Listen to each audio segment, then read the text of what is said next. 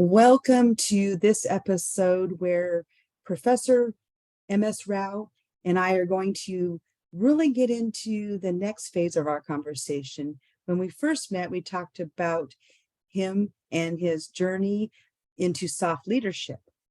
And what we want everyone to know is that he is the father of soft leadership. He is the founder of MSR Leadership Consultants India. He is an international leadership guru with over 40 years of experience and the author of over 50 books, including his award-winning See the Light in You. He is a C-suite advisor and global keynote speaker. He brings a strategic eye and long-range vision given his multifaceted professional experience, including the military, teaching, training, research, consultancy, and philosophy. He is very passionate about serving and making a difference in the lives of others. He is a regular contributor to Entrepreneurship magazine, and he trains a new generation of leaders through leadership education and publications. So you have got a very long, extensive list, and I believe that you are all of those things that you say and more. And today what we're going to do is we're going to shift our conversation to the area of education specifically. And you've authored the book, Professor M.S. Rao's Vision 2030, 1 Million Global Leaders. And what excites me about this book that you have written is that you have also dedicated to the former president of India, which I think is exciting. And really looking ahead and being that visionary that you are, I want to get back to some of the basics. I really want to know, when did you first know that you wanted to be a teacher? And was it a particular experience, or was it something inside of you that really called to you? Thanks for having me. So let me first share with you the fact that I had brainstorm in the year 2021. I survived of the brainstorm year 2021, and I survived because of my positive psychology and because of the power of subconscious mind and because of the healthy habits that I acquired from Indian Air Force. I was born in a toxic family and grew up in a toxic environment. I have mental challenges, physical challenges, financial challenges, and I'm dyslexic, ADHD, attention deficit hyperactivity disorder. Add to that, the brain stroke has further ruined my health, but I bounced back. Precisely, I rose like a phoenix after brain stroke. And now I'm going to talk about the book, the Vision 2030, 1 Million Global Leaders. The book very close to my heart because I'm very much passionate about educational learning, and my vision is to build 1 million students, 1 million global leaders by 2030. And Dr. Kiran Bedi, the first woman IPS officer from India, wrote a foreword for this book, and I have dedicated this book to former President of India, Dr. APJ Abdul Kalam. And I'm passionate about educational learning, and students are very close to my heart. And because of these reasons, I have dedicated this book to APJ Abdul Kalam. Okay. I'm really curious too, because I want to make a connection here. It's important for us to do that. Now, we know that a lot of education happens inside the walls of a classroom, and it could be, online learning. It could be all these different things. But I really want to know where you find the connection, or how you make the connection to take that foundational learning and tie it to experiential learning. Because I think that when we're teaching others how to do something, I think the best learner, or the best way of learning, is really to immerse someone in the experience. And so you can learn about a subject of expertise, but it isn't until you actually experience it where you get the opportunity to embody the experience and to be able to, take that learning and put it into play. And how do you do that as a leader? Because I know that you are very much in the leadership space. How do you, you can put out there what the soft skills are that are needed for leadership, but how do you connect that? How do you connect that learning so that way an experience can be tied to it and it becomes embodied? Yeah, so the first question I would like to address is that I was in military. Then I served in the Indian Air Force for 12 years. Then I was into business. So first I was a soldier. Then I became an entrepreneur. Then I became an educator. Then I became an author. So this has been my journey in my life. Now currently I'm an author. Just prior to that, I was into teaching for the last 15 years. I have been teaching for the various educational institutions, especially in India, and some universities I have taught. And coming to this one, the soft skills are one thing you have talked. Soft skills are very much required uh, in every aspect. And when I did my PhD in soft skills, uh, I talked about this employability skills because there was a gap between theory and practical. So to bridge that gap between theory and practice, so I connected with this concept known as connecting that camp. Or that called campus to corporate. That means from educations to companies. That's how I have specialized. For 4 years, I have specialized in the soft skills and acquired my PhD in soft skills. So this is one of the areas I am going to talk about. So what was the next question you asked? Oh, so one of the other questions too, um, I wanted to know about what challenges you see in the Indian education. Because I know that you and I have also talked about that as well, that there's definitely some challenges to overcome. And if you could share a little bit about what you see in that and how you think that we can overcome them. Yeah. See, we have innumerable challenges in Indian education. This Western education is different, and Indian education is different. Indian education, we mug up things, we cram. That means, we mug up and follow it. That means it's memory oriented. Mhm. So we need to get into creative education, so which is missing in the Indian education. So the current challenges with the Indian education is we lack the creativity and we mug up the things and we don't have practical education and we don't have employability skills. So likewise, there are innumerable challenges in the Indian education. And I think in the year 2020, they started the Indian government started this NEP 2020. That means new education policy. So that's a step in the right direction, and it emphasizes more on practical education, not the the past we emphasized on theory. So now the new education policy, which was adopted in the year 2020, talks about practical education and creativity. So these are the new steps that have been taken by Indian government. That is one area of that. Add to that, the pandemic has changed the situation globally, not only India, globally. So we were into the classroom education before the pandemic. So after the pandemic, things have changed. COVID-19. So we have gone online. So we are acquiring knowledge through online education. So there is a dramatic shift from conventional education to this online education. So there is a drastic shift, and we need to reinvent with the changing times and technologies. Alvin Toffler said one thing. Uh, Illiterates of the 21st century are the people who are not uh, illiterate. So what he said is that uh, he said that we should emphasize on learning, unlearning, and relearning. So that these are all the aspects we have to talk about. What is that? We have to learn, unlearn, and relearn. These are the things we need to emphasize. This is one more area. This is a quote by Alvin Toffler. He said it. So these are all the steps in the right direction which are going.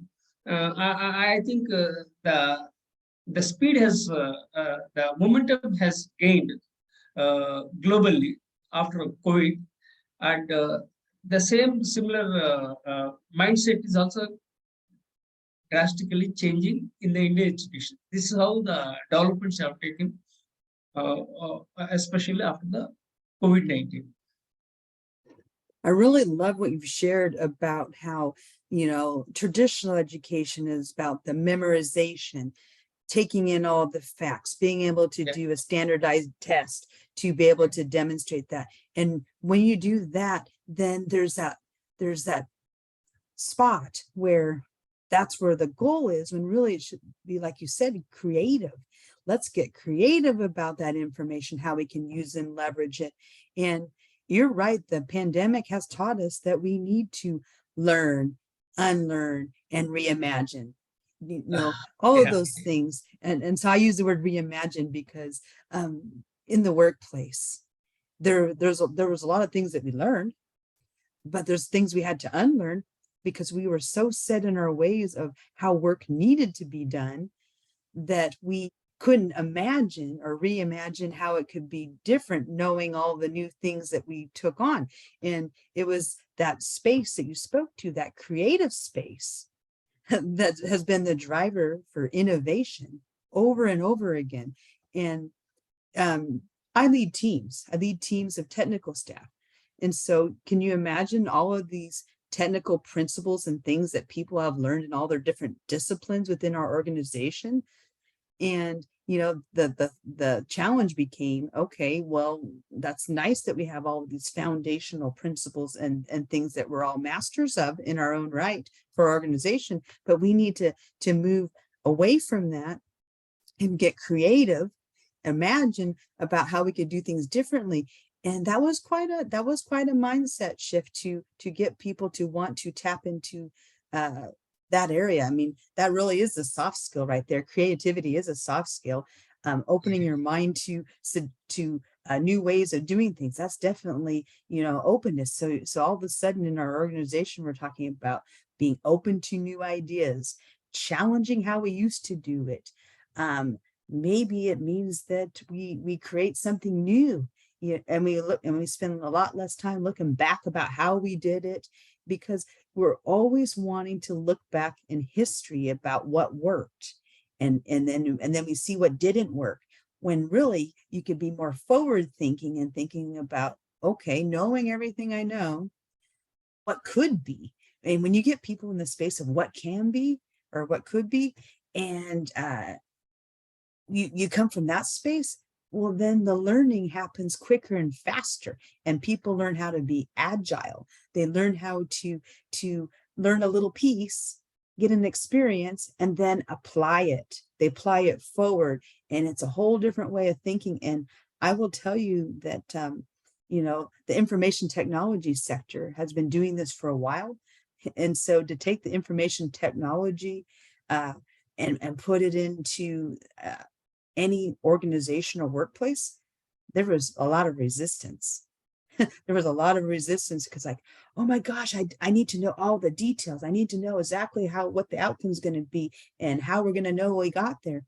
And so people get all nervous about the not knowing, and they get stuck in their own way, and they want to know that if they do these things, that they're not wasting their time, because we only have so many hours to do things. And so people are like, well, I need to know so we're not going back and redoing things. And you know what, sometimes when you do something and you have to rework it, that's where all of these golden nuggets come out of innovation. And so getting people to see that has been the challenge. And so you can't teach that in a book. You can't teach Yes. that in a setting. Yes. You teach it Yes. in the real world through specific examples of leadership. And that leadership is being open to innovating, being open to other ideas out there, and setting aside your own personal ideas, beliefs, and ways of doing, and really being open to what could happen. And you know, we have a lot of work to do in that area. But if anything, I think the pandemic taught us that it's possible. Because Yeah, when we and first started, people felt like, oh my gosh, the world's crashing down. And we have advanced so much because of the pandemic. no, it's actually it's an opportunity. This COVID-19 is an opportunity to reinvent education globally. Mhm. So people thought, after the COVID, that's the end of the education or something of that kind. But the reality is that people started learning online. So it's a boon in disguise. And one more challenge currently is that artificial intelligence, this technology can overtake teachers of one more concept. But the thing is, uh, uh, technology can't replace teachers. Okay, there is a fear. So there is a lot of debate about this artificial intelligence, then teaching, and various aspects. So this is how the things are happening very fast globally. So we have to treat technology as a friend with the teaching. Okay, so you can't treat technology as an enemy to this teaching. So we need to create. We need to have a judicious blend of technology and this conventional education. So we need to blend both in such a way that we can impart education in a right manner to add value and make a difference in the lives of students, especially. I couldn't agree with you more on that. And I want to know, what is your vision for 2030? Because in your book, you put it out there, but if you had to succinctly give it to me in 60 seconds, what is that vision and why should we care? So this is a very inspiring book, and I like this book. I designed this Vision 2030, 1 million global leaders. And as I said, Dr. Kiran Bedi, the first woman IPS officer, has written a forward for this book. I have dedicated to the former president of India, Dr. APJ Abdul Kalam.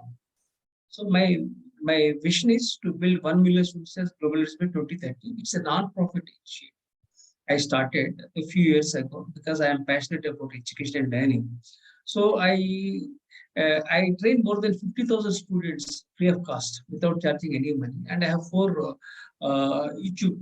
I have four blogs and two YouTube channels. Okay, so I am passionate about sharing knowledge. I want to create knowledge and I want to share the knowledge. That's how I do it, and I am doing it. But after COVID, because of health reasons, I was on the bed. And for 1 year, I had lots of challenges. I'm recovering. Hopefully, again, I'll get back to the track and I'll be able to inspire students. But again, here is one more challenge. I can't build 1 million students physically because the things have changed after the pandemic. So I started sharing my knowledge online by sharing with online and various social media platforms, because we need to change with the changing times and technology. That's how it is. I really appreciate and admire your passion for wanting to come out in this space and to be able to share your story about how you've overcome so many challenges and obstacles, and your willingness to, as you said, put the information out there free of charge for the students, lifetime learners, so they can take advantage of those opportunities. So you're opening it up so that people can learn from you regardless of their ability to pay. And I think that that is very inspiring to me, because knowledge is to be shared. It's Yes, you should rightly said. Sharing is caring. Okay, we have it to is. share. See, the the importance of anything is to have to share with the world. That's what. Because the life is very short. don't know what happens next. It happened in my own life. I am 15 years old. Literally, I was on the bed and I was dead, but I survived of the brainstorm. So I started emphasizing more sharing and adding value to students. And let me share with one more thing is that I have shared. Uh, I've dedicated some of my books to my students, and one of the books titled "Student Leaders" that I have dedicated to Swami Vivekananda on the year of 150th birthday anniversary. So I have uh, dedicated books and gifted to my students also with my own money. Although I am from a lower middle class family with lots of financial challenges, mental challenges, physical challenges, but still I purchased some books and have gifted to students. That's how I shared with students. That's the reason, students admire me a lot. They love me a lot. Students are very close to me. They are very close to my heart. Oh, I just love how you put out there that sharing is caring, because that's one of my values, and why I love to put things out to the world too, because life, like you said, life is short, and we want to be creating that living legacy, you know. And the way that we can do that is to step into this space and inspire other people to learn and grow, and give them the tools and the support to do that. That is so Yeah. admirable. And I'm really happy that the two of us have connected on this platform to really be able to go into conversation about that, to really put it out to the world. So I'm very happy for giving with this wonderful opportunity. I'm grateful to you for this wonderful opportunity. I express my gratitude to you. Once again, I show this book to you. This book is very close to my heart.